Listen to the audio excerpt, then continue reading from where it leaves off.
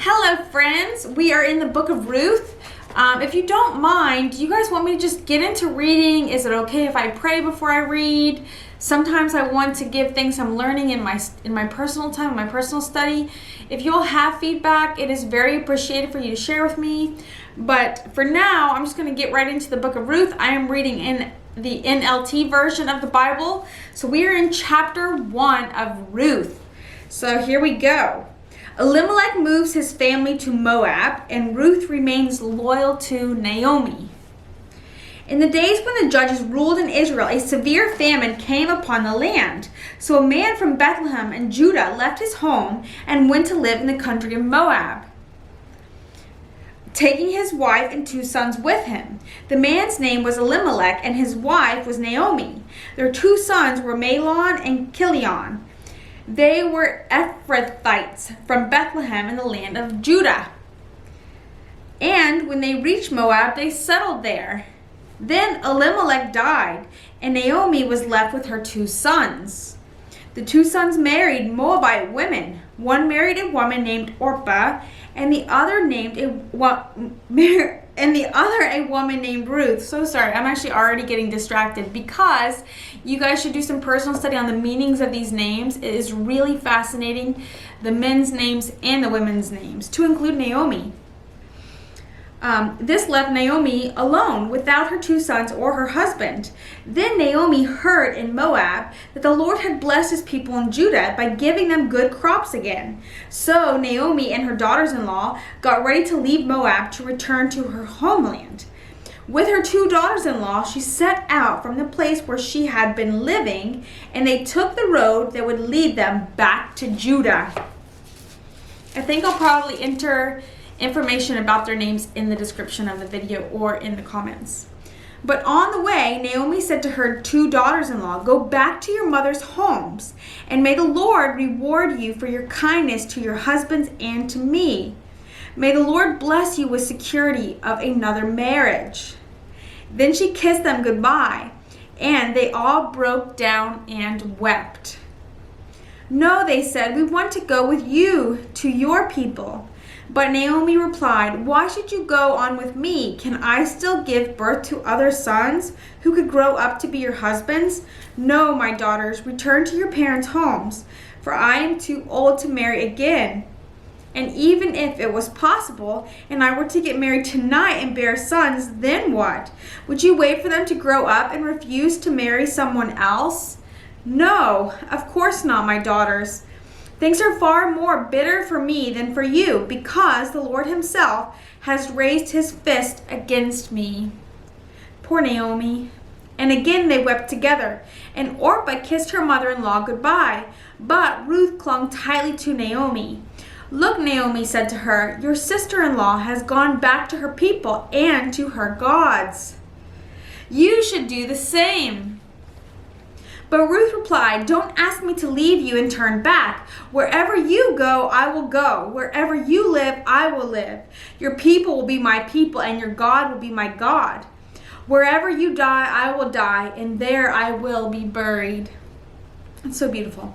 "May the Lord punish me severely if I allow anything but death to separate us." When Naomi saw that Ruth was determined to go with her, she said nothing more. Amen. So the 2 of them continued on their journey. When they came to Bethlehem, the entire town was excited by their arrival. "Is it really Naomi?" the women asked. "Don't call me Naomi," she responded. "Instead, call me Mara, for the Almighty has made life very bitter for me. I went away full, but the Lord has brought me home empty. Why call me Naomi when the Lord has caused me to suffer, and the Almighty has sent such tragedy upon me?" So Naomi returned from Moab, accompanied by her daughter-in-law Ruth, the young Moabite woman. They arrived in Bethlehem in late spring at the beginning of the barley harvest. Chapter 2 of Ruth.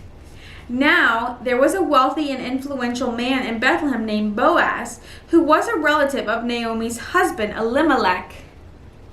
One day Ruth the Moabite said to Naomi, "Let me go out into the harvest fields to pick up the stalks of grain left behind by anyone who is kind enough to let me do it." Naomi replied, "All right, my daughter, go ahead." So Ruth went out to gather grain behind the harvesters, and as it happened, she found herself working in a field that belonged to Boaz, the relative of their father-in-law Elimelech. While she was there, Boaz arrived from Bethlehem and greeted the harvesters. "The Lord be with you," he said. "The Lord bless you," the harvesters replied. Then Boaz asked his foreman, "Who is that young woman over there? Who does she belong to?" And the foreman replied, "She is the young woman from Moab who came back with Naomi. She asked me this morning if she could gather grain behind the harvesters. She's been hard at work ever since, except for a few minutes rest in the shelter." Boaz went over and said to Ruth, "Listen, my daughter, stay right here with us when you gather grain. Don't go to any other fields. Stay right behind the young women working in my field. See which part of the field they're harvesting and then follow them. I have warned the young men not to treat you roughly, and when you are thirsty, help yourself to water that have drawn from the well." Ruth fell at his feet and thanked him warmly.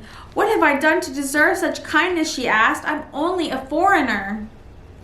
"Yes, I know," Boaz replied, "but I know everything about what you have done for your mother-in-law since the death of your husband. I have heard how you left your father and mother in your own land to live here among complete strangers. May the Lord, the God of Israel, under whose wings you have come to take refuge, reward you fully for what you have done." Amen. "I hope I continue to please you, sir," she replied. "You have comforted me by speaking so kindly to me." Amen. "Even though I am not one of your workers." At mealtime, Boaz called to her, "Come over here and help yourself to some food. You can dip your bread in the sour wine." So she sat with the harvesters, and Boaz gave her some roasted grain to eat. She ate all she wanted and still had some left over. When Ruth went back to work again, Boaz ordered his young men, "Let her gather grain right among the sheaves without stopping her, and pull out some heads of barley from the bundles and drop them on purpose for her.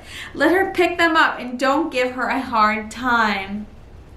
So Ruth gathered barley there all day, and when she beat out the grain that evening, it filled an entire basket. She carried it back into town and showed it to her mother-in-law. Ruth also gave her roasted grain that was left over from her meal. "Where did you gather all this grain today?" Naomi replied. "Where did you work? May the Lord bless the one who helped you." So Ruth told her mother-in-law about the man in the field she had worked. She said, "The man I worked with today is named Boaz." "May the Lord bless him," Naomi told her daughter-in-law. "He is showing his kindness to us as well as to your dead husband. That man is one of our closest relatives, one of our family redeemers." Then Ruth said, What's more, Boaz even told me to come back and stay with his harvesters until the entire harvest is completed."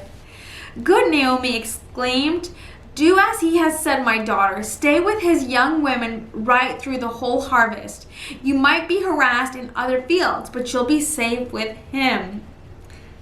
So Ruth worked alongside the women in Boaz's fields and gathered grain with them until the end of the barley harvest. Then she continued working with them through the wheat harvest in early summer.